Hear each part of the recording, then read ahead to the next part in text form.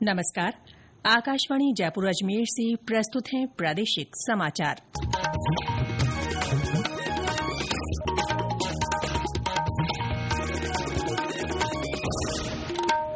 समाचारों के साथ मैं रितिका गुप्ता। प्रधानमंत्री नरेंद्र मोदी ने कहा है कि पिछले कुछ हफ्तों में खेल, विज्ञान और संस्कृति में ऐसा कुछ हुआ है जिस पर पूरा देश गर्व से भर गया। प्रधानमंत्री ने ग्रुप कैप्टन शुभांशु शुक्ला की धरती पर सकुशल वापसी का जिक्र किया। श्री मोदी आज आकाशवाणी के मन की बात कार्यक्रम की 124वीं कड़ी में अपने विचार साझा कर रहे थे। उन्होंने कहा कि आज विज्ञान को लेकर बच्चों में नई जिज्ञासा जागी है। प्रधानमंत्री ने नेशनल स्पेस डे को मनाने को लेकर आइडिया भेजने की बात कही। देश में स्पेस स्टार्टअप भी तेजी से बढ़ रहे हैं। 5 साल पहले 50 से भी कम स्टार्टअप थे, आज 200 से ज्यादा हो गए हैं सिर्फ स्पेस सेक्टर में। साथियों, अगले महीने 23 अगस्त को नेशनल स्पेस डे है। आप इसे कैसे मनाएंगे? कोई नया आइडिया है क्या? मुझे नमो ऐप पर जरूर मैसेज भेजिएगा। यूनेस्को की ओर से देश के 12 किलों को वर्ल्ड हेरिटेज साइट की मान्यता देने की चर्चा भी प्रधानमंत्री ने की। उन्होंने देशवासियों से इन किलों की यात्रा करने का आग्रह किया। श्री मोदी ने राजस्थान के दुर्गों का भी जिक्र किया।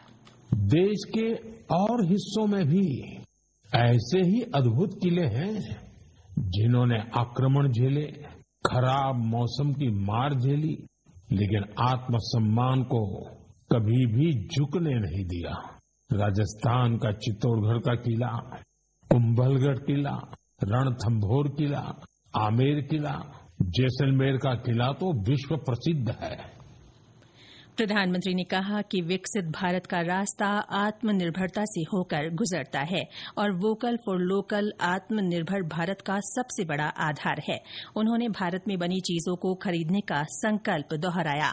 पांडुलिपियों को भारत की आत्मा का अध्याय बताते हुए प्रधानमंत्री ने कहा कि आने वाली पीढ़ी के लिए इस विरासत को सहेजना हम सबकी जिम्मेदारी है। प्रधानमंत्री ने जैव विविधता के प्रयासों को बढ़ावा देने पर भी जोर दिया।